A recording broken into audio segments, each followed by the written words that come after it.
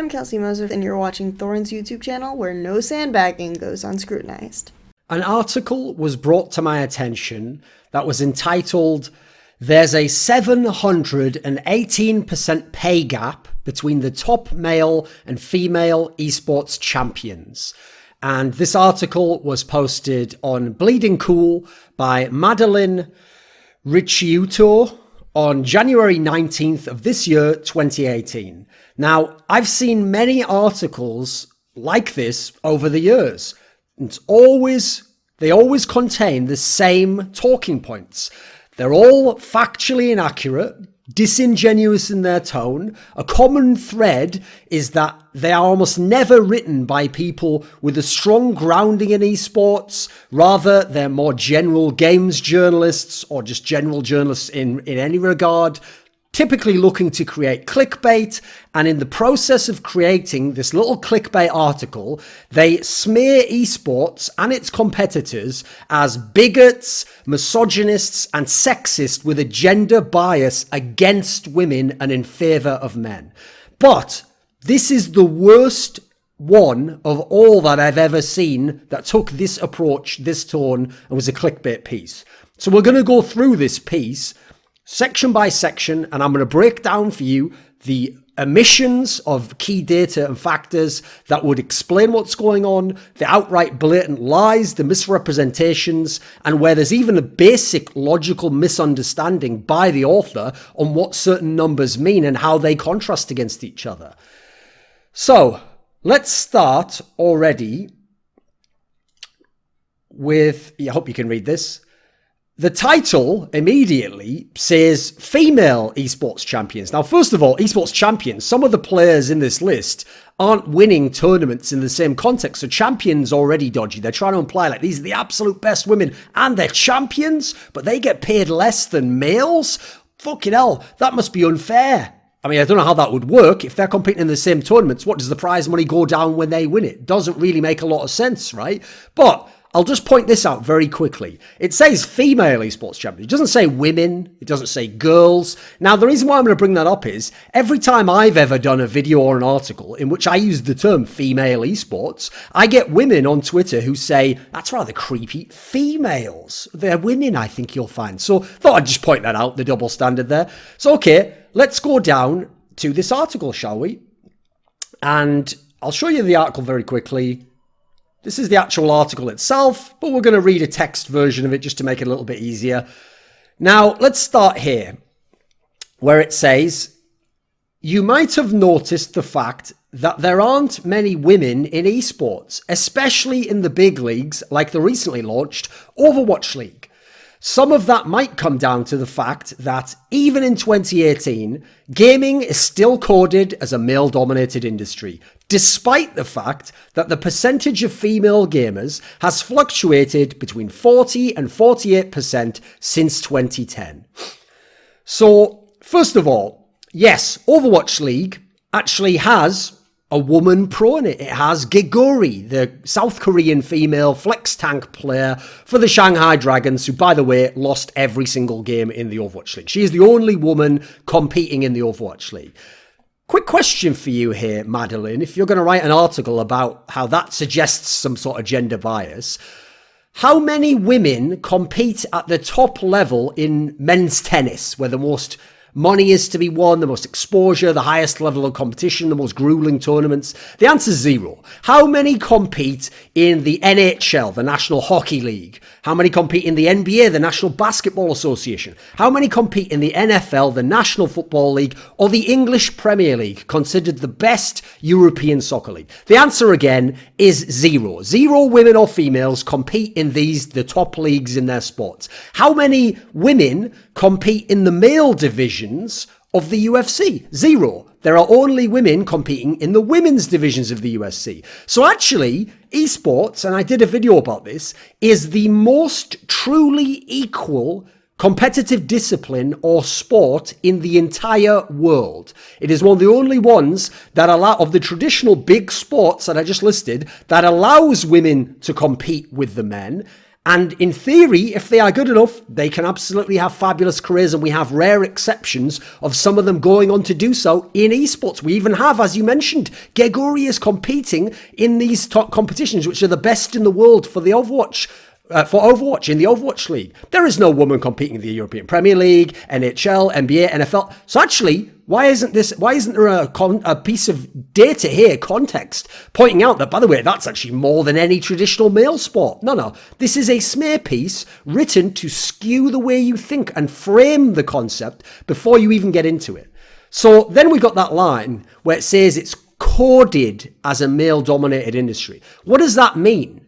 What, it's like programmed that we're supposed to think that way? Who's making this programming? If you're going to call people out for systemic gender bias, sex discrimination, you got to actually start to name who some of the people are, maybe show a white paper or some interview statement in which it showed that they were sexist and that's how they were coding or framing the industry that way, or they were making it seem a certain way. You got to start calling people out for what the sexist behavior is. You can't just say, there's vague sexism, look at these two numbers, don't look at any of the factors, but look at these two numbers, one's bigger than the other. If I told you the bigger one was a man, the other one was a woman, wouldn't that suggest gender bias? Bloody hell, why aren't there more women winning? Like, that's not a reasonable way to conduct investigative journalism, especially because this isn't an op-ed, this isn't an opinion piece, this is actually a piece that contains a lot of data and theory investigation, but you'll see how that works.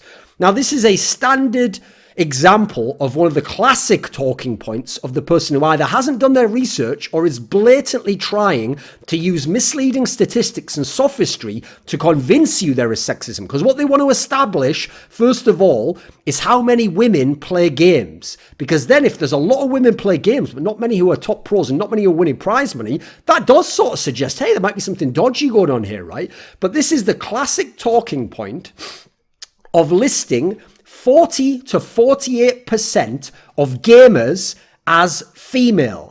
So it's almost a 50-50 split if you take the high end of that between men and women since 2010. Now I can tell you, if you go away and you look up where stats like that come from, where they find stats to find such an incredibly high percentage of gamers are female or women, what you will find is it is a very disingenuous number where they just survey people who have ever played a game of any kind, not even regularly, or play games that are the most casual, surface level, least attached to what the term gamer typically is meant to mean in your mind. And most people will think of when they hear that, they think of a gamer, someone who plays games a lot, someone who plays online games, someone who plays competitive multiplayer games. These are multiplayer games that we're talking about in the context of this article. Why would you include someone playing solitaire on their computer in an office? Why would you include your 60-year-old grandmother playing Bejeweled on her phone or tablet?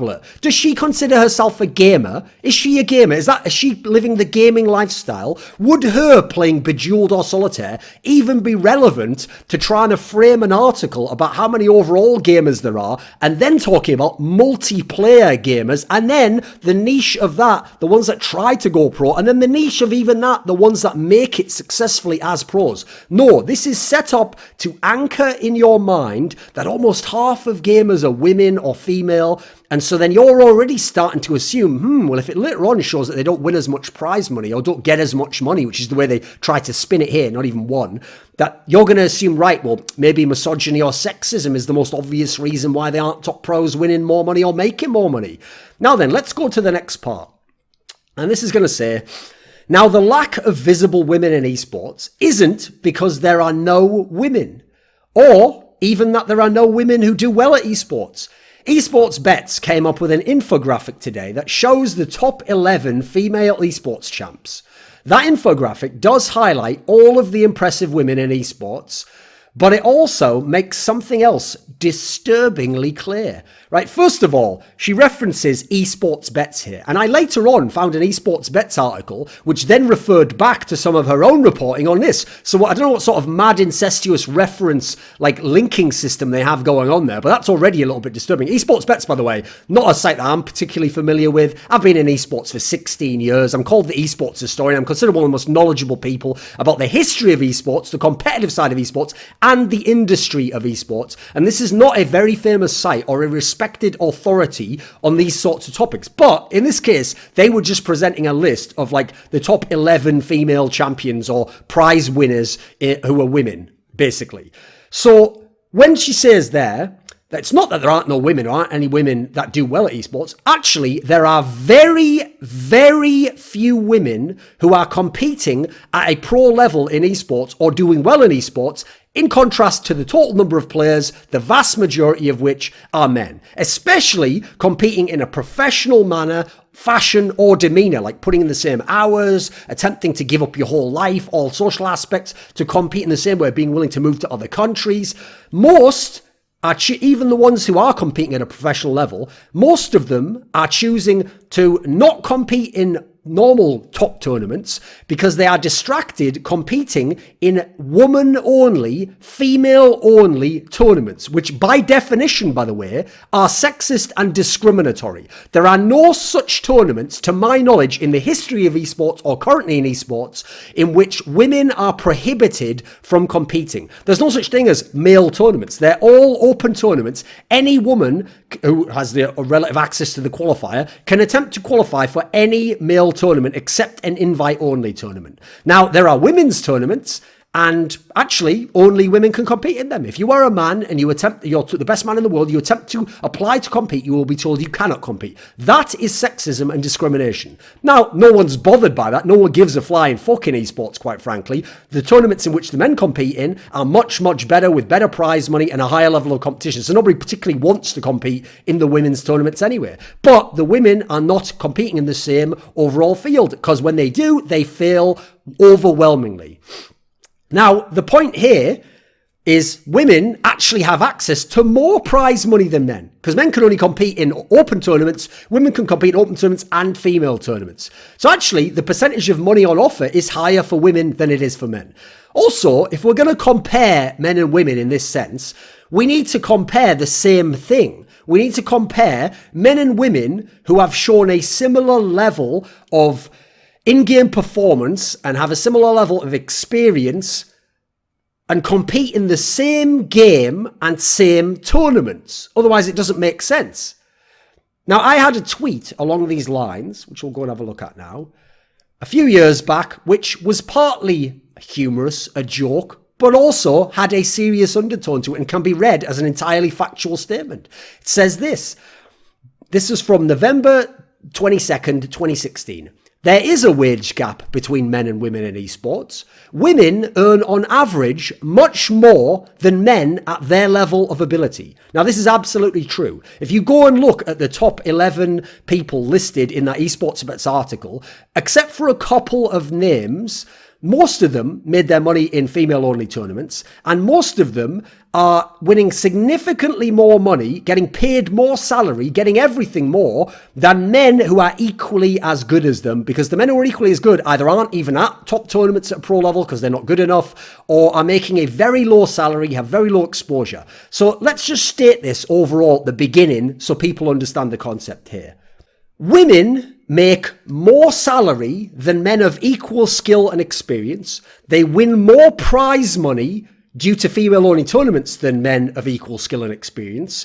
They get more press and exposure, as seen in articles like this, than men of equal skill and experience. They get higher streaming numbers and therefore possibility to brand themselves than men of equal skill and experience. They have better sponsorships and are in better teams than men of equal skill and experience. And they consistently perform significantly worse, on average, than men of the exact same level of skill and experience, and therefore often don't even compete at the same level as men of a similar skill and experience, and go and choose to go and isolate themselves, segregate themselves into sexist, discriminatory, female-only tournaments. Now, personally, I don't really consider those sexist and discriminatory. They are by definition. I just think it's cool that there are exhibition tournaments that women can compete in, so they have a chance to play, because guess what? I think it's cool that some women like to play games, and that the best of them can still compete against each other, even though that most of them, the overwhelming majority, a negligible amount, can can compete against the top men. The majority cannot, and therefore they would just never be seen and have any exposure if they only competed in open tournaments. Also, as I've mentioned many times, to men who get angry about there being female-only tournaments and the fact that, oh, I'm as good as that woman and I'd beat her. Yes, but the point here is that's totally separate money that comes into the industry from the sponsors like Intel who want to sponsor women's tournaments and highlight women's gaming and give them something to aspire to. And so that's not money that would be in the open male tournament, as I dub it. It's money that just wouldn't exist in esports. So you know what? The more money in esports, the more tournaments in esports, the more opportunities for people to compete. Generally, I think it's a net positive. I think it's a sum positive for the scene, for the industry, and obviously for women who want to compete in esports. I think that's quite cool, actually. So now let's go and look at the next part. Esports is a major enterprise. There is talk right now of including esports in the 2024 Olympics. That's pretty real as far as sports goes. Then there's the money. At the top levels, tournaments jackpots can reach up to $2 million. Even the smaller competitions can offer tens of thousands of dollars to those with itchy trigger fingers. Esports as an industry continues to grow year on year, reaching $696 million in 2017 and expected to hit $1.5 billion by 2020. So, okay, this article, remember, was written in 2018, this year. Yet the stats say that there are up to $2 million for tournament jackpots. First of all, the word jackpot is very weird there because jackpot reminds you of when you're playing a slot machine. There's a luck element involved. And if you happen to win, you win the max amount of money, right? Why would you call the top prize money to be won a jackpot like that? It's not really a whole lot of luck involved. It's mainly skill, competitive discipline, strategy, composure, mental state, strength, ability to cope with difficult circumstances. There's very little jackpot element, luck element involved in it. Very strange term there. Presumably by saying jackpot, since the jackpot's the top prize, I'm going to assume this means the first prize in the tournament, not the prize purse of the tournament, because that wouldn't really make much sense in the context it's being used here. So, first of all, I have to say, this is outdated information. Because if you go to esportsearnings.com, the site that this author actually uses for most of their data, you will see, if you go to that website, you will actually see that there have been 4 tournaments. There were 4 editions of the International, TI4, TI5, TI6, TI7. We haven't had TI8 yet. It's about to begin. Those 4 internationals had $5 million or more for first place jackpot in that tournament. Yet in 2018, this author's writing that you can get up to $2 million. Absolutely outdated information. Haven't even done basic research on the website that you're using to quote a lot of your other information. Also, $5 million for first place was TI4. That was back in 2014. Last year's TI7 had $11 million for first place. So over 5 times more than this article even states. Could we perhaps conclude from this individual doesn't really follow top-level esports or know much about top-level esports and clearly has not researched top-level esports? They're just giving you other numbers and they seemingly don't even know the context themselves. Right, now let's go to the next part. But when you look at the infographic below, you should pick up on something else that's startlingly obvious. There is a massive 718% wage gap between the average male and female esports champions. How we got that number is pretty simple. Now, if you just want to use the reported earnings of male and female players, we've calculated the average amount women and men take home from esports tournaments. As we've only been able to unearth the records of the top 500 male and female players, these numbers are pretty heavily skewed toward the higher end for men, since there are simply more male esports players than there are women. On average, women have taken home $3,331.18, while men have raked in $443,276.80, which gives you a pay gap of 751%, but that's comparing the top 500 men, who are all decently skilled, to 500 women of varying skill. So of course that's going to be heavily skewed, but it isn't quite as skewed as you might think. Now, first of all, notice the use of terms like wage and pay gap. This terminology is purposely disingenuous, because when you say what someone is paid or what their wage is, you're referring to their salary, the incremental amount, usually monthly, that someone earns from their employer simply to do their job, without bonuses, without overall, without money you might win from something or a competition prize, none of that included. You're thinking of how much they get paid as their salary. So that money in esports comes from the team organization or the sponsor. Now, none of the data given by this author addresses the actual salary of any of these players listed. You never see a single person's salary ever listed, because that's not public information. And actually, a great piece of investigative journalism, if you wanted to frame the article this way, would be to go talk to the best female pros in the world in esports, ask them what their average monthly salary is, and then go and find the best male pros, ask what their monthly salary is. If there's a disparity, now try and explain, because now you'd have someone you could attack, right? The team owners. Try and explain, do they compete in the same tournaments? Try and find out, why does one of them make less than the other, the woman less than the man? And also, is this sexism? Does the organization that pays the woman less do it because she's a woman and they're sexist? Do they do it because she competes on a lower level, doesn't have the same marketability as the best male pro? You know, this would be how journalism is done. But no, this person instead keeps using terms like pay and wage gap, and then goes on to show you how much prize money has been won by the people in tournaments. Something that's variable anyway, isn't month to month, isn't based just on who you are and how good you are. It's based on how well you perform in a specific tournament. You can be the best a month later and win a smaller tournament, not win as much. So there's no rhyme or reason to this. Then you've got to look at the fact that this person is trying to tie the concept of prize money, one, in your mind, two, be equivalent or the same as how much these people are paid.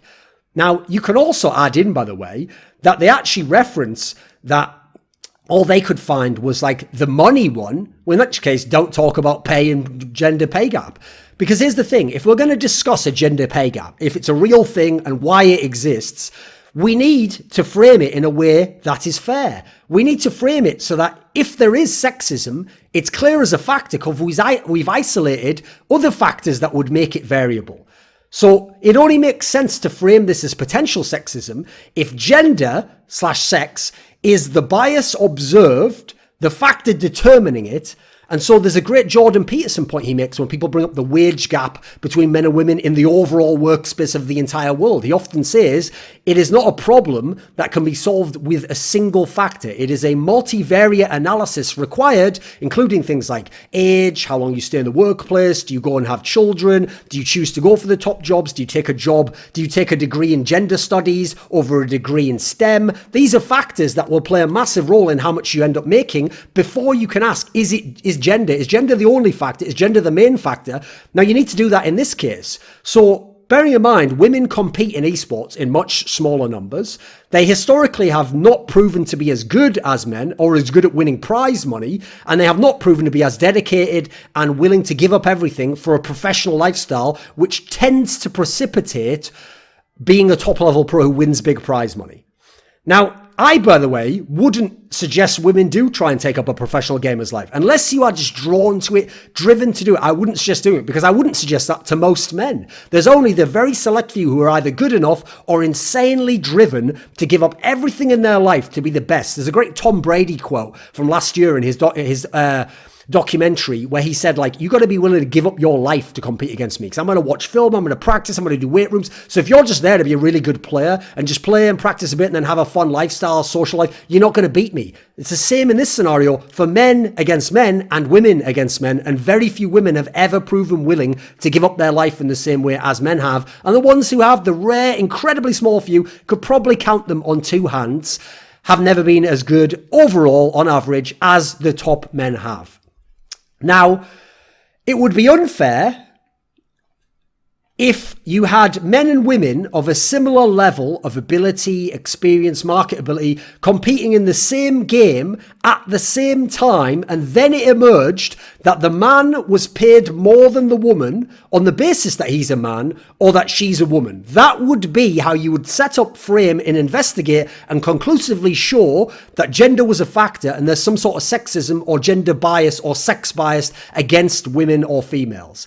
Even then, you would generally be ignoring factors like how marketable is the player, because there are many top players. Virtus Pro in CSGO right now make one of the highest salaries in the world for a CSGO team, and yet there are numerous teams, Mouse Sports, many teams, big, who are currently ranked above them in the world, are much better teams right now, and are making way less salary, actual earnings, pay, or gap of wage between them. And that has nothing to do with gender. That's because Virtus Pro are more experienced, were champions in the past, have very big personalities, and are much more marketable. So there's a factor. Again, single factor analysis doesn't work for this. So, as I said before, they also, the women, in many cases aren't competing in male tournaments, and male tournaments are the most viewed, and therefore get you the highest salary, the highest deals.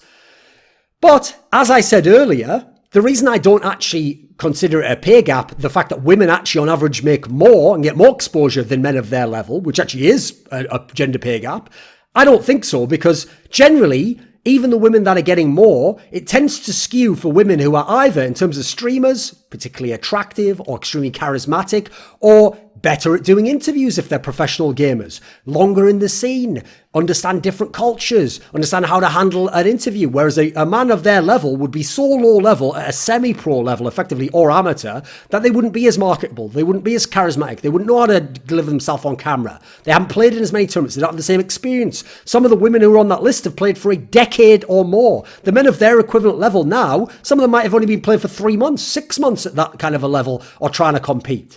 So, here's the thing. Prize money is variable. It's not even the same tournament to tournament. So different tournaments pay out different amounts. Prize money is literally based on a mixture of skill and your bracket draws to how much prize money you win. So let's look later on in this article if this author gives any explanation of what the mechanism would be as to why tournaments and payouts would be qualified as sexist or have a gender bias because women are winning less than men are winning less. Because you'd have to explain that mechanism to illustrate or to suggest that there is sexism at play. I'll give you a spoiler, you're not going to find any. So now let's look at these numbers that were listed. We had a 718% wage gap between average male and female esports champions using esports earnings. Then we had 751% pay gap between the top 500 men and the top 500 women. Now, first of all, the way she phrased it there, where she says that the top 500 men who are decently skilled. No, these are the top 500 earning men by top 500 men by prize money won in the history of esports. These are not decently skilled. These are among or overwhelmingly the most skilled people to ever compete in esports over the last 20 years of esports history. It is a vast misrepresentation and grossly disingenuous statement to call them decently skilled. But that, as you are going to find out, is the specialty of this particular author. So then, the numbers that are used here, 718% wage gap, 751% pay gap, don't even make any sense used in this fashion or context.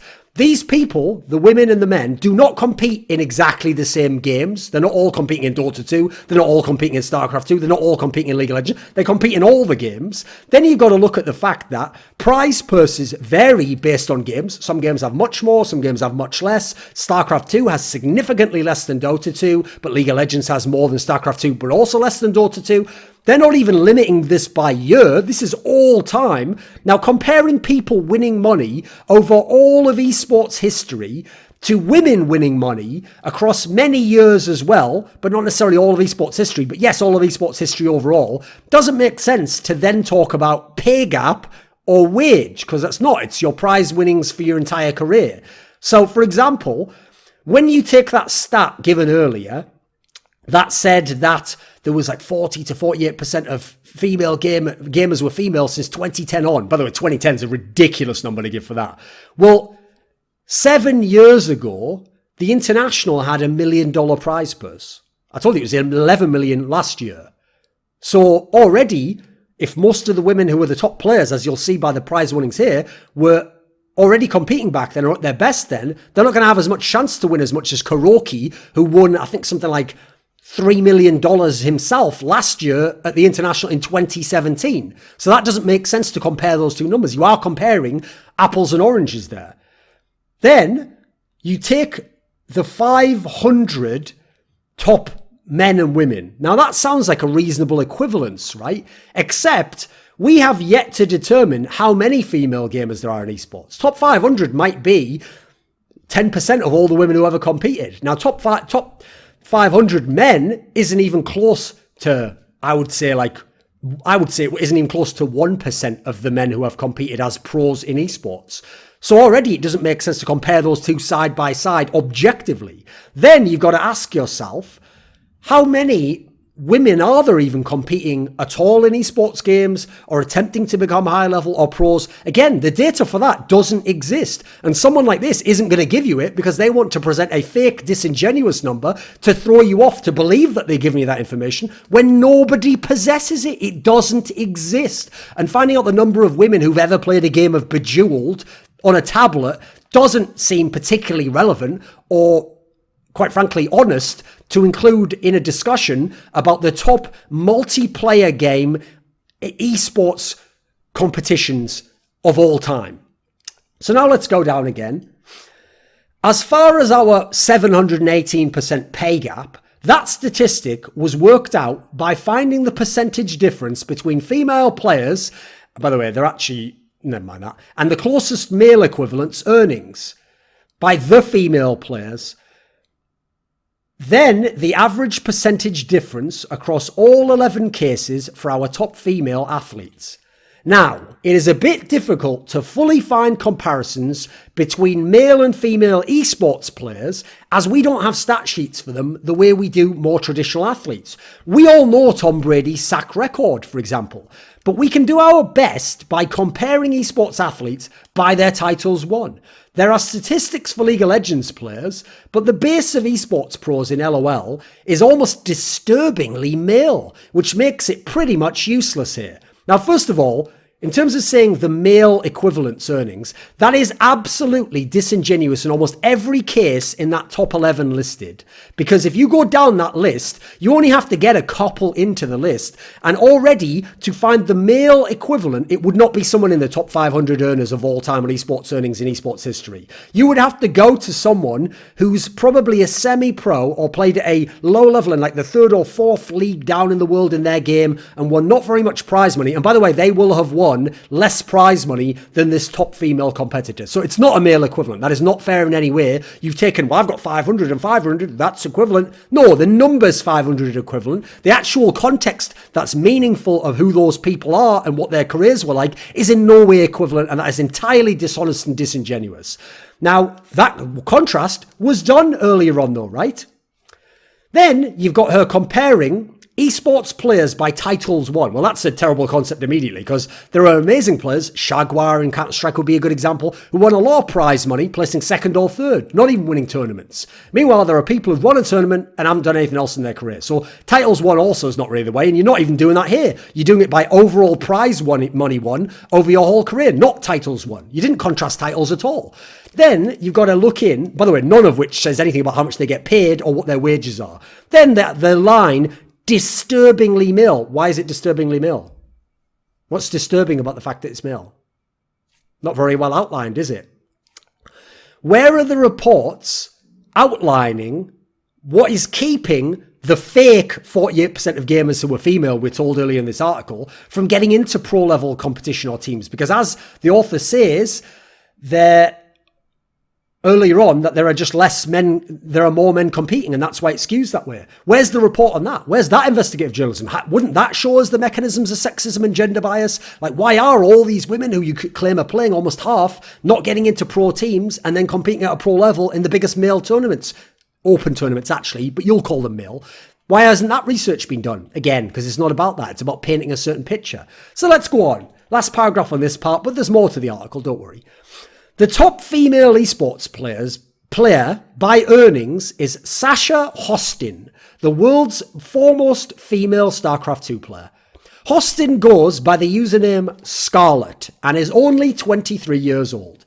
She has already won $197,172 from her StarCraft skills.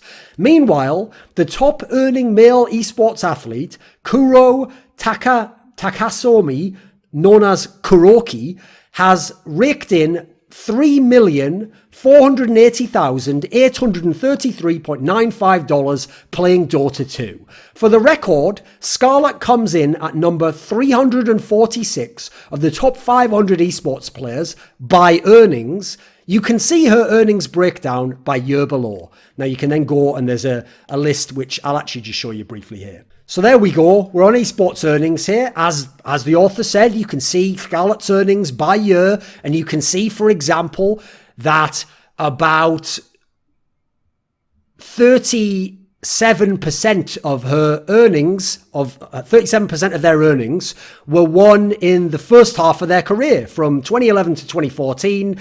And therefore, the majority has been won actually from 2016 to 2018. So in the last less than 2 years is when over 50% of their prize winnings have been won.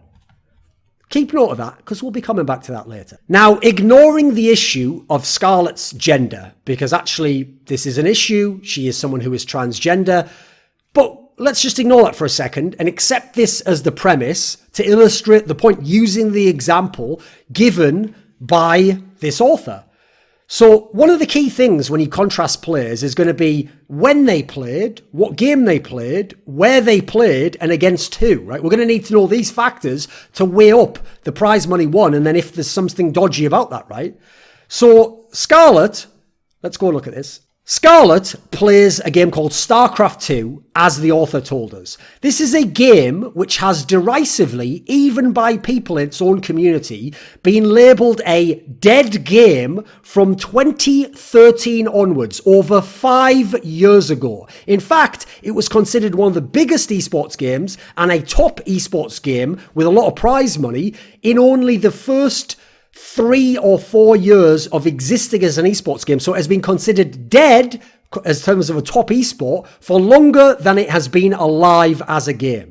Now, Kuroki, on the other hand, oh, look, he competes in the number one game, Dota 2, which has $144,114,247.27 prize money ever awarded and given out. That is the number one esports game of all time by prize money given out. StarCraft 2 is number 4 on the list with only $27,252,097.38 over its entire history.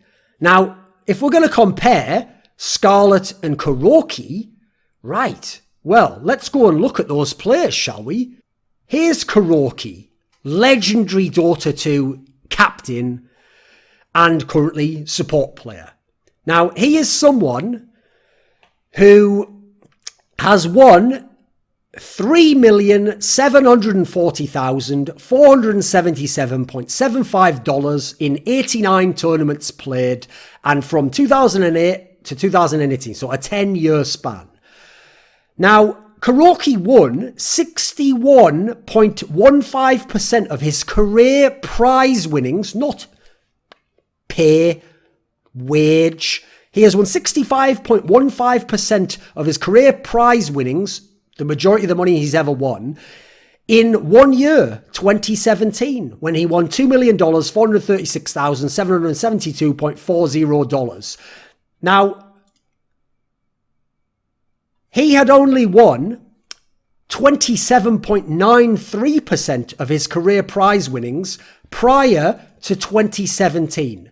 Now, if you go and look at Scarlet's page, on the other hand, Scarlet had won 56.56% of her prize money in their career prior to 2017, the year that Kuroki won most of his money. Was esports less sexist prior to 2017? No. Now, had Karaoke not won an enormous esports tournament, at the time the biggest in history in terms of prize pool, in 2017, would that make esports less sexist or have less of a bias? The answer is obviously no, right? It has no bearing on it. If he'd finished in last place at that tournament in 2017, the international, would it have made esports less sexist? No. And if you conclude no, then you must conclude the other way, that him winning millions of dollars didn't make it sexist, because the factor that had to do with it had nothing to do with him being a man and Scarlett being female or a woman. Scarlett won most of her prize money, I told you the majority, before 2017. She won about 40, they won about 43% from 2017 onwards. That's because StarCraft 2 was a bigger game in the past. Let's go and look here, shall we? Let's go and look at StarCraft 2, largest prize pools in history. So, okay, let's start at the top. Wow, 2017 WCS. Okay. Let's have a look here. IM 12 World Championship, 2018. Okay, we've got 2 so far.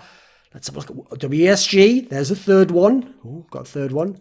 What about this one? This was in 2017 as well. We've got 4 there. So of the top 25 prize pools ever in StarCraft 2, we have something like, what was it, 4? 4 of them, and by the way, 4 of the top ones, are from 2017 or on. Then you go all the way down, and there's only 2 more. There's IM12 Pyeongchang from 2018, and there's GSL. So about 6 out of the 25 top prize purses of all time in tournaments come from 2017 onwards, and the majority are from before. So to win the most money in a game like StarCraft 2, well, as you'll see by who we find out later on as the number 1 prize winner, you should probably have done most of your winning from years 2010 to 2016. Do you start to see how sexism isn't actually part of the reason why the StarCraft and Dota numbers, which already shouldn't be compared, don't add up overall? Now, let's go to this, okay? Let's go to StarCraft 2, shall we? The top prize winner in StarCraft 2 is a player whose alias is Maru. His name is Cho Sung-Chu. He's a South Korean player, and he has won $636,211.15 over his entire career. This disparity between the top prize winner in StarCraft 2 and the top prize winner in Dota 2, remember, top prize winner in StarCraft 2, Scarlett's game, has won $635,000 roughly. Top prize winner in Dota 2 has won $3,740,000 roughly. So over $3 million more between the top male in Dota 2 and the top male in StarCraft 2. Well, there's a disparity between StarCraft 2 top male and StarCraft and Dota 2 top male. So the difference between games shows the faulty comparison between StarCraft 2 and Dota 2. Gender hasn't had to come into it. But why was Maru not listed? Why was Scarlett listed and then contrasted with the top male earner in Dota 2? By the way, top earner of all time in esports. Why would that be done that way? To paint a false, disingenuous narrative for you. Now let's go and look at the term prize money. So again, prize money is what we're talking about here. We're not talking about what even though they use the terms here, the person themselves, the author, even now uses the term earning. That sounds close enough to pay. But then they use the term won. Why are you using won? You don't win your salary. You don't win your wages. You do your work. You have a contract. They agreed beforehand what your salary and wage was, and you get it each month. You don't win it. That's not a prize to be won. What a disingenuous use of terminology, right? What does one have to do with wage and pay? To be sexist, someone has to determine your wage or pay, and therefore, if they're then doing it on the basis that they're discriminating that you're a woman or that he's a man, that's why it's sexist. Who's determining that Scarlett wins less prize money in a totally different game? No one. It's the fact that the different game makes less. That's why the top male earner in StarCraft 2 doesn't make as much as the top prize money winner in Dota 2.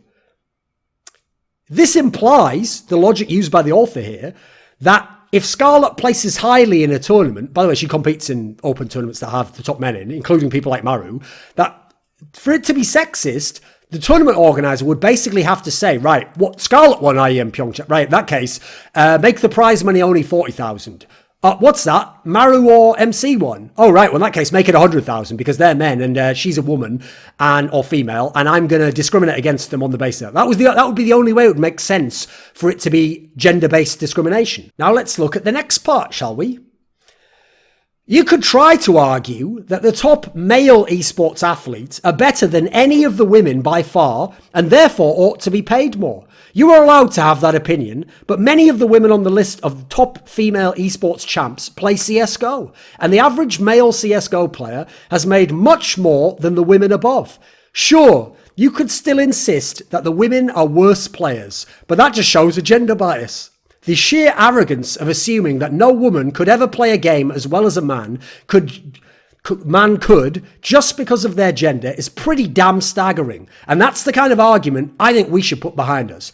First of all, the top female players are not paid more in this context than the average male CSGO player. First of all, that doesn't say average male professional CSGO player, but I'll give this person the benefit of the doubt and assume that's what they meant. The average male CSGO player at a pro level isn't even in the top 500 male, top 500 anything on this website, isn't even listed and will never be listed by you, the author, in this article. So you've already moved the goalposts specifically with the terminology. For anyone listening thinking, well, these are just honest mistakes, you're just forgetting a term. Nobody's forgetting terms here. This has been purposely done to skew the narrative. So they absolutely do not make less. They have won much more prize money than the average male CSGO pro, and they get paid more salary than the average CSGO. Remember that part at the beginning? They get more in every respect. The only respect in which they have a lower amount is their actual performance in tournaments, which is significantly worse. So let's keep going.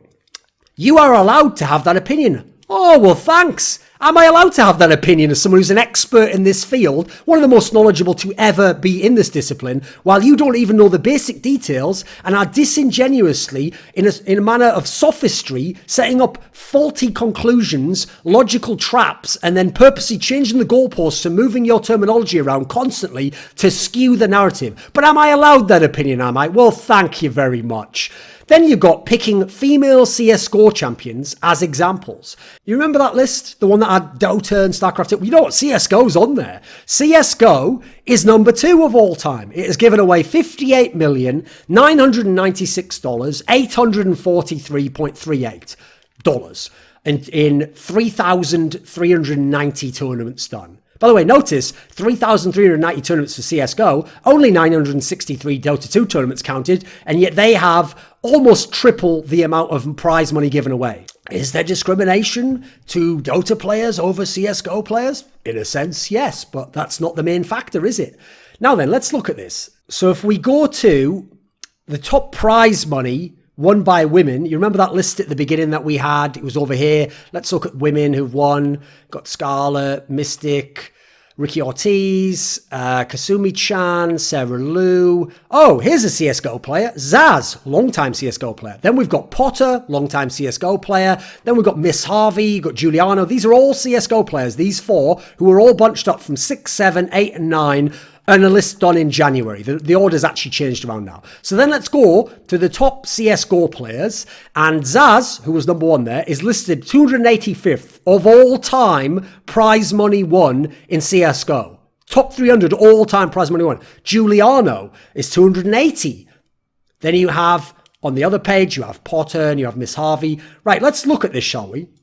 Notice that the game we're considering keeps changing. Why? If there's sexism and it's blatant, why not show us all within one game between the top men in that game and the top women in that game and the tournaments they compete in and how it is the mechanism that sexism is taking a part in why the numbers are different. No, let's keep changing games constantly. So now we've gone to CSGO. Now, one of the things I want you to bear in mind when looking at these numbers, when they're throwing out these suggestive numbers, is that these women in CSGO, these 4 women, Giuliano, Zaz, Potter, and Miss Harvey, have won the majority of the prize money in their careers, including, for Giuliano and Zaz, enough to make them top 300 prize money players in Counter-Strike history, prize money won in CSGO. what's allowed them to get to that point has overwhelmingly been prize money won in female-only tournaments that exclude and do not allow top men to compete in those tournaments. So the fact that they're even top 300 prize money ever won shows, bear in mind, their level is much lower than every man on this list of top 500 CSGO pros. They have actually won significantly more prize money than men who are of their level, because those men aren't in the top 500 earners of all time in CSGO. So let's go and look at a couple of the examples, shall we? So let's go and look at Giuliano's profile. She has won $28,633.03 from 26 tournaments. Now, when I went through here, I can only find one tournament. It's in 2017, the HTC 2 vs 2 Invitational by PGL, in which she and Zaz competed as a team against people like Simple and I think Seized at the time or something. And that's the only tournament winning $1,250 that she won prize money in open tournaments, which is what the men are winning their prize money in to get in the top 270 places above Giuliano. So let's do the numbers for that. That means that Giuliano has won 95.6% of prize money in her career playing in female-only tournaments. Then let's go to Zaz, shall we? So, similar story for Zaz actually, guys. Zaz has won $27,603.03 and 6.1% of that prize money, higher percentage than Giuliano, was won in female-only tournaments. She also won $1,250 for 7th to 8th place in the HTC 2v2 for mixed genders open tournament. Then you have Miss Harvey. Miss Harvey has won $26,305.25 in her career. 98.3%, even higher, was won in female-only tournaments. She won $50 in an Esports Arena Santa Ana Showdown 5 tournament in 2017. I've never heard of that tournament, not vaguely a top-level tournament. And she won $410 playing the Go RGN LAN in 2014. Again, nowhere near a notable tournament in CSGO history. Now, except for Giuliano, the players listed here have all been competing in versions of Counter-Strike. Admittedly, this is CSGO only, for over 10 years. Giuliano herself has been competing since 2013, so that's CSGO, and Zaz competed in 1.6 and from about 2008 onwards, so a decade. It goes even more, maybe a decade and a half for Miss Harvey. Now, all of these women, all of them, have competed in open leagues and open qualifiers for the biggest tournaments in the world, for notable, significant international and domestic tournaments that the top men compete in. None of them, to my knowledge, have ever qualified for a big, notable LAN tournament or made it into a top division of a big league as an all-female team, which is what they compete in esports history. Never happened. So again, it suggests they weren't good enough. Now let's go to that quote where she said, "The average male CSGO player has made much more than the women above. Notice the sleight of hand." Now it's not average male CSGO pro versus average female CSGO pro. No, it's average male player versus the best women of all time in CSGO in terms of prize money won. Suggestion being, sexism's the factor, right? Whereas in reality, they don't compete in the same tournaments because the women can't qualify to those tournaments. Women are winning most of their money in women-only tournaments, which the men cannot compete in. And if the women were to only compete in open mixed-gender tournaments, they would have barely any prize winnings. It would be about $500 or less for Miss Harvey. It would be $1,250 for Giuliano, for Zaz, compared to the men. Therefore, the current crop of the best females to ever compete in CSGO is objectively, by every metric, much, much worse than the top men, and even worse than the average CSGO pro player in terms of open competition that they all compete in. That's how analysis is done. Then you've got to consider that, as I said, men at the level of these top female pros make far less than them in every respect, including prize money won, and most of the men are not even pro players. Then let's go to the line that says, you could still insist that these women are worse players, but that just shows a gender bias. No, it doesn't. I've just outlined how it doesn't, and you have not given any compelling reason or mechanism by which it does outline gender bias. The sheer arrogance of assuming that no woman could ever play a game as well as a man could just because of their gender is pretty damn staggering. Except that's not what you're comparing. This isn't the average woman gamer versus the average man gamer. We don't have the data on that. These are the best women gamers versus the best men gamers. Let's talk about the arrogance of presuming a top woman should win as much prize money as a top man in a game in which she cannot pass even the preliminary open qualifiers to the same tournaments the man competes in, therefore goes and plays in sexist discriminatory female-only tournaments against weaker competition and has historically shown herself to be significantly, overwhelmingly worse at performing in tournaments.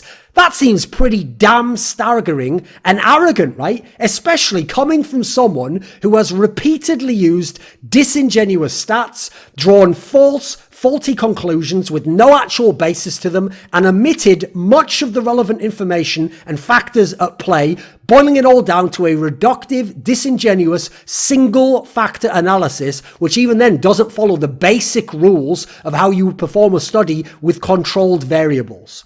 Thus far, objectively, the best women cannot compete on the whole with the best men on the whole, and you know what? Boo fucking who. And that's the kind of argument I think we should put behind us. I'll fucking bet you do. Now let's go to the next part. You could, more sensibly, argue that yes, Dota 2 has much more earning capabilities than Starcraft 2, which is certainly a factor.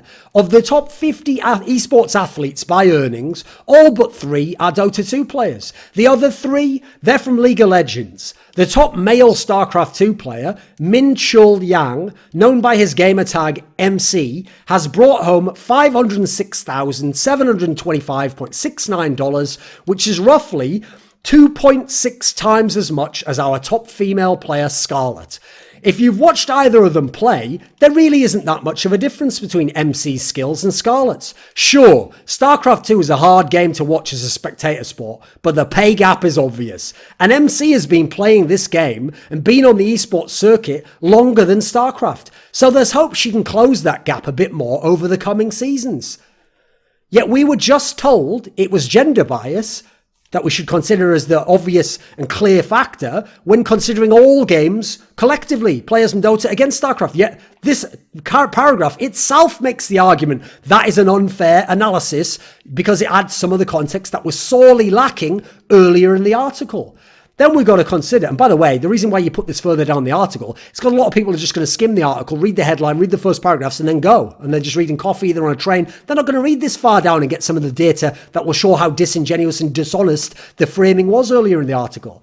As mentioned by the author here, 0 StarCraft 2 players are in the top 50 prize money won all-time esports. Of any gender, of any sex. Again, gender doesn't seem like the appropriate factor that is controlling or the mechanism deciding who's getting into the top 50. It's actually if you play Dota 2 or League of Legends, basically. Anyone who plays StarCraft doesn't get in the top 50. So then why were we comparing male player Kuroki from Dota 2 with female player StarCraft Scarlet from StarCraft 2, a game that none of the players, male or female, are getting into the top 50. Disingenuous example. So then let's go and look at the StarCraft 2 example given now, shall we? At least it's the same fucking game. And you know what? Oh Lord, Scarlet even competes in open tournaments. Huzzah! We're getting somewhere, guys. Let's see what we can find. What's that? Shall we go and look at Scarlet's earnings? I looked at Scarlet's earnings. And of the $285,134.03 that this person has won over 160 tournaments competed in, only $400 came from female-only tournaments. And those were 3 tournaments at the very beginning of this person's career before they were actually a pro and had been picked up and had a salary. I know because I actually worked for the team. Team Acer, that was the first team Scarlet was a professional on. Now, only $400 out of the $285,000 there. That means 99.86% of the prize money won by Scarlet over their career came from open tournaments that men competed in. So less than 1% was won in female-only tournaments. Remember the other stats where it was like 99, 98, 96% of prize money won in female tournaments by the CSGO pros. Scarlet, less than 1% won in female-only tournaments. Already, we're starting to get somewhere, right? Now let's go and look at the person that Scarlet was compared with. Legendary StarCraft 2 player, MC. He has won $506,802.16 over his career over, what's that? A similar amount. 109 tournaments played. Scarlet, it was 160. MC, 109 tournaments. So he's actually played in less tournaments than Scarlet has. Now, he hasn't been the best StarCraft 2 player for literally over 7 years. Why is he being given as the example now? Because again, this isn't about someone now versus someone now. This is over all of history, and this are the career earnings. So contrasting them again doesn't make sense. You haven't controlled the variables. Now let's look at the fact that MC, you don't get any mention of this from the author, has been retiring from StarCraft 2 since 2015. I'll go and show you here. 2015. Hello, June 18th, 2015. Hello, guys, my fans or esports people. I want to say something about my retire SC2. I lost my confidence and skill because I'm living alone. Then in 2016, May 10th, 2016. Tomorrow and 2 days later is my last StarCraft 2 qualifier. I can't stream anymore and play SC2 anymore because money and shoulder problem. I wish advance. Obviously means advance there. Okay, so let's just consider that for a second. He has been effectively retired since 2015, came back for some tournaments playing at sort of a semi-pro basis from 2015 to now. No mention that he's retired in this article. No mention, by the way, that what he did after he retired was from late 2016 to May 2018, a few months ago, he was a coach for a team called Kongdu Monster, who is a League of Legends team in South Korea, who were competing in the LCK and were one of the worst teams in the LCK. That has been his full-time job, competing as a League of Legends coach. Okay, what about this? We've got his earnings by year here. 99% of his earnings, bearing in mind he's been retired since part of 2015, unsurprisingly, have come from 2015 or before. 99% of his earnings. Now, 59.5% of Scarlet's earnings have been from 2016 until now, after MC retired. Again, you're comparing apples and oranges. They're not competing in the same tournaments when they win most of their prize money. Now, let's go to that quote. If you've watched either of them play, there really isn't that much of a difference between MC's skills and Scarlet's. First of all, can I have that qualitative judgment from an expert, maybe Artosis or Caleris or Rotterdam, someone who knows a lot about StarCraft, maybe even MC or Scarlet themselves, not from a general games journalist who isn't a specialist in StarCraft 2 and even admitted earlier that StarCraft 2 is a really difficult esports game to watch. Now anyway, that statement, by the way, makes no sense whatsoever, that their skills, there isn't much of a difference, because at the time that they were competing and Scarlet was winning most of their prize money, MC was retired or semi-retired and working full-time as a professional League of Legends coach at the time of the article published. But this person wants you to imagine that he's still active and that when they're both winning money, which even though it's over their whole careers, we're acting as though it's now, that now their skills aren't that dissimilar. Well, actually, Scarlet's a lot better because Scarlet still competes and MC doesn't. That means that that's the mechanism. It's sexism that means that MC's won more than Scarlet has. So using prize money from years ago, we're contrasting that with money that Scarlet won over the last few years when MC was already retired. Then, let's talk about this factor. Towards the end of MC's career, yes, their level was pretty comparable. I might even have said towards the end Scarlet was the better player. But that's not how MC won his prize money. MC's skill level when he won his prize money was earlier in his career and was much, much higher and was higher than Scarlet's has ever been. So that is a false equivalence. First of all, MC is one of the greatest StarCraft 2 players of all time. My friend Stuchu, I consider an expert journalist, has watched every great StarCraft 2 match in StarCraft 2, did an article ranking the greatest players of all time. He ranked MC as the 4th greatest StarCraft 2 player of all time. Now, Scarlet did not make this top 15 list when it was published in April of 2015. Scarlet would very likely not make a top 20 all-time players list now in 2018 when MC hasn't properly been competing for the last 2 to 3 years. Then let's consider that the list of top 15 players here in 2015 was all Korean. In fact, if you go to the list of prize money won for StarCraft 2, the top 13 are all Korean until you get to Snoot. Scarlet isn't even the top Western player in that particular sense. So comparing them again doesn't really make a lot of sense, right? Since the list of greatest players of all time was 100% Korean and there was no Westerner there of any gender or sex, where's the sexism? Seems apparently being Korean and being the best Korean gets you on that list. Gender doesn't even come into it. Sex doesn't come into it. Then consider, as I said, Scarlet is not a top 20 player of all time based on ability level, based on career earnings, based on pay, based on wages, based on skill level. Let's ask ourselves, because it's going to be key, how did MC win his prize money? Well, MC won a lot of prize money in the early days of StarCraft. Let's look. He won the majority of his prize money, over 60%, from 2010 essentially, but we'll say 2009 to 2012. That's when he won over 60% of the prize money. Now, let's go and look at his career, shall we? Let's go back to those years. So, okay, he won the third season of GSL Open and he won $86,565.10. And then the next year, he won GSL Code S March and he won $44,462,023. Now, these two tournaments alone account for 25.66% of MC's total career prize money won. Almost over a quarter. The prize money on offer in GSL tournaments was a lot higher and a lot higher overall, as you saw by those tournaments I listed earlier, where the majority of the top 25 were before 2016, or 2017 rather, a lot higher in the early days of StarCraft 2 because it was the number one esports game. It was a massive game and Code S had a lot of money pumped into it by Blizzard and GOM back then. First place in the current Code S season in 2018 is 37,523. So you know what? Less than even Code S of March 2011 that MC won, but still not crazy less, right? But significantly less than GSL Open Season 3. Then you've got to consider, well, how many Code S seasons are there in a year? Well, if you go to the first 12 months of GSL tournaments in StarCraft 2, which is, here we go. So starting in late August of 2010 and going through to similar period of time, we'll go through to,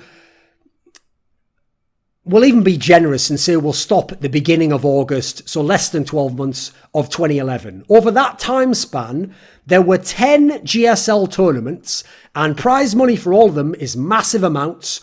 Meanwhile, this year, there are slated to be 5 GSL tournaments, including World Championships, etc., just like I included for them. 5, so half as many with the massive prize purse to be won.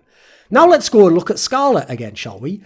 So Scarlet didn't start winning notable prize money until 2012. That's like the last year when MC was winning his notable prize money. At this point in time, they did not compete in the GSL.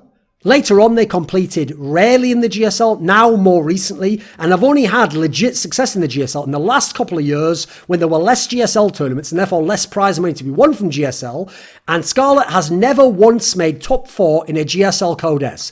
MC has done it multiple times. In fact, he has won multiple GSL Code S or Code S level tournament titles. And Code S is a top-heavy prize pool tournament, and therefore making top 4 is very significant, and winning it gets you a lot more prize money. So it doesn't make sense that Scarlet's numbers would be compared in this way. Then go to the line that says, the pay gap is obvious. Continue that thought, please. If it's obvious, why is it obvious? How is MC winning more money in StarCraft 2 than Scarlet? An obvious pay gap. Again, it's not a pay gap, but even a gap in price. Why is that obvious? Does the person organising GSL Code S, where MC won a lot of his money, does he award lower prize money if Scarlet places highly in Code S of GSL than if MC does in the same season? No. If Scarlet had been around and had won GSL Open Season 3, they would have received $565,000.10, just as MC did. There was no sexism. Sexism or gender bias was not the mechanism behind the difference between the career prize winnings earnings of these individuals. And then there's Catherine Gunn, known as Mystic, who has a focus on Halo Reach. She's part of Team Envious and has won 122,000 since she started playing. Notably, she's the only woman in the top 11 who's earned more than a male Halo player of the same experience. That is Jason Brown, who's earned $45,200 to date. First of all, again, no mention that Mystic is retired and is mainly a streamer now. Then there's also, it's purposely implied, Team Envious, massive Call of Duty and Halo squad. It's trying to imply here she's still an active pro and that therefore her prize money won is to be compared. And you know what? She's actually been better than some of the male pros and won more money. Here's the part that's not ever mentioned here. Mystic was never a top Halo player in terms of all players playing the game. Of the $122,000 that Mystic won, 100,000 of it came from a tournament called WCG Ultimate Gamer Season 2. This was a reality TV show in which a mixture of professional gamers and gaming personalities competed against each other in games such as Tekken 6, Hyperspace, Wii Sports Resort, Mario Kart Wii, NHL 10, Forza Motorsport 3, Battlefield Bad Company 2, WWE SmackDown vs. Raw 2010, Invincible Tiger, The Legend of Han Tao, Pac-Man, Forza Motorsport 3, listed twice, Splinter Cell Conviction, Tron Evolution, Green Day Rock Band, BlazBlue Continuum Shift, Halo Reach, and a number of mobile games and real-life games based on video games played in the episode. So Halo Reach is listed, but she's not competing against a bunch of the top male Halo Reach pros. They're playing a bunch of games, the majority of which are not esports games or big esports games. Some of them I've never even heard of, and so many different games that it wouldn't make sense to consider this person's earnings as being mainly from specializing in Halo Reach. In fact, none of their prize winnings were exclusively from Halo Reach. The rest of her prize money won, $22,000, came from 2 seasons of CGS Championship Gaming Series over a decade ago in 2007, 2008, competing in Dead or Alive 4, a fighting game, and in the female division, not against the best men. She finished second in 2007 and top 4 in 2008. She is actually someone best known as a top competitor actually in Dota. She's known as a streamer and a personality in Halo and other games where she's a top streamer and someone who certainly entertaining, certainly one of the better streamers out there in terms of personality. And you know what? Fair play to Mystic, who is a legit competitor in esports history. Let's have a look here at her own tweet in the thread where someone alerted me to this article. Here she says, 13th of August, how long ago someone competed has no bearing here, especially when the article is 8 months old. This article just doesn't make sense, considering tournament payouts are almost entirely based on skill, not gender. There you go. Straight as the idiom goes from the horse's mouth, Mystic herself, the example given, says that tournament payouts are based almost entirely on skill, not on gender, and doesn't in any way corroborate or back up or agree with the opinion or characterization of this article. Meanwhile, once you get down to rank 6 and lower on our top female champions list, you notice their overall earnings have dropped to rather pathetic amounts. And that's where the true pay gap is. While our top-ranked female Counter-Strike and Counter-Strike Global Offensive players are the best in their field, they've made a paltry sum to date, despite winning prizes in several championship matches. Notice that most of them won most of their prize money, 90+%, in years ago, and from huge payout tournaments, and often female-only tournaments.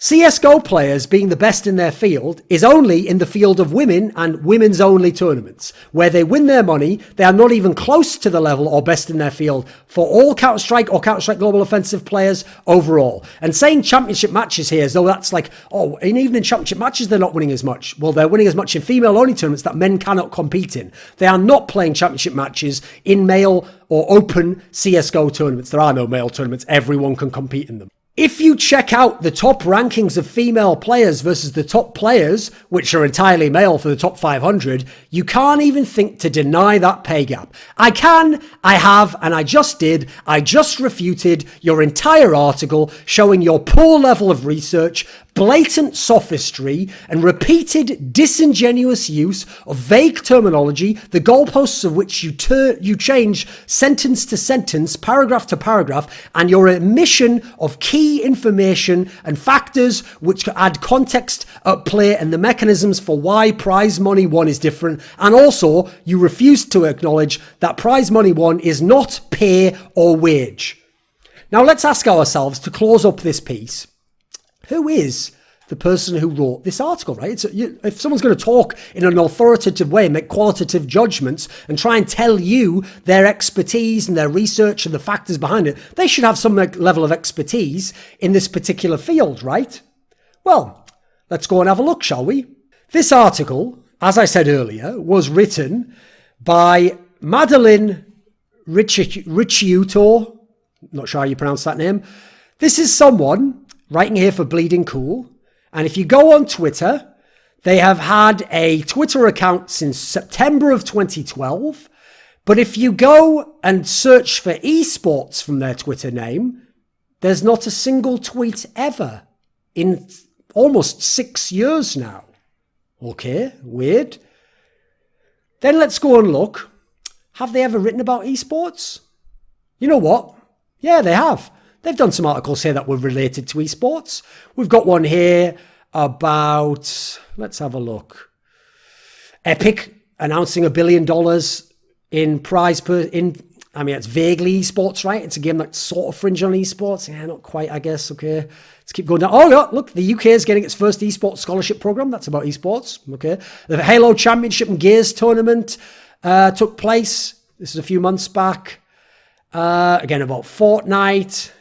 1v1 tournament in Gearbox's Project 1v1 anti-battle royale game. Sort of vaguely connected, I guess. Let's find one more, shall we? None more on this particular page, but you know what? We can go and find stuff elsewhere. They also wrote an article earlier this year called "The Overwatch League is Missing Something Obvious. Women." Now, this was written before Geguri joined the Shanghai Dragons. And this article, again, goes on to write about the fact that Geguri doesn't get to play in the league. No one signed her, implying that's like sexist in some way. There's not a whole lot of articles here. I'm talking about, even though the characters in the game are women of colour and all the rest of it, you know, their league, it says here, their own curated esports league can't be bothered to include a female pro. Well, they have now included a female pro, so okay, reasonable. Don't really see that makes any sense. Even has a laughable line here about maybe it's time for us to start a women's Overwatch league, just maybe without Madonna and Rosie O'Donnell. Don't even know what the fuck that actually means, to be honest.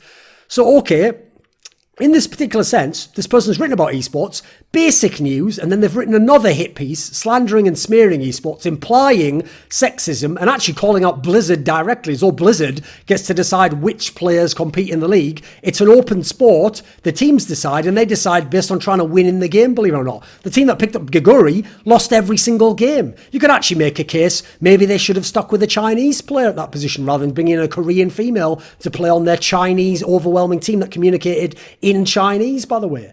So, okay, we already see this person doesn't have a strong basis in esports overall, right? This esports article, this article isn't for you if you're a gamer or you're involved in esports. It's clickbait to outrage people who don't know about esports, don't know about the context, and paint the field as sexist and biased, despite it being entirely the opposite. As I mentioned in that video, one of the most truly equal sports in the entire world, or competitive disciplines. And these sorts of articles will continue to be produced. They will be part of the so-called culture war against gamers, against men, and against all sorts of demographics, even when the mechanisms are not demonstrated, details and information and factors are purposely omitted, and disingenuous terminology and logic and reasoning is used again and again. So you know what? Since this is the worst ever example, or the best example of bias in this sense, if you ever see anyone talk about a gender pay gap or a wage gap in gaming, just link to this video and the esports historian's taking care of it for you. This video was kindly supported by Dean Tanglis, Gardner Wilson, Andreas Snazore Westerlund, Alex Adams, Eddie Wingfors, Daniel Yordanov, Robert Baxter, Travis Greb, Kyla Harris, James Harding, Cesar, and special thanks go out to Matt Shakowski and Jerky's Minion in particular. Want teasers for my upcoming content?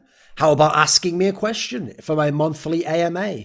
Do you want to take part in a discussion about esports with me? How about suggesting a topic or a guest for my content? Put your money where your mouth is and join the Scrilluminati today.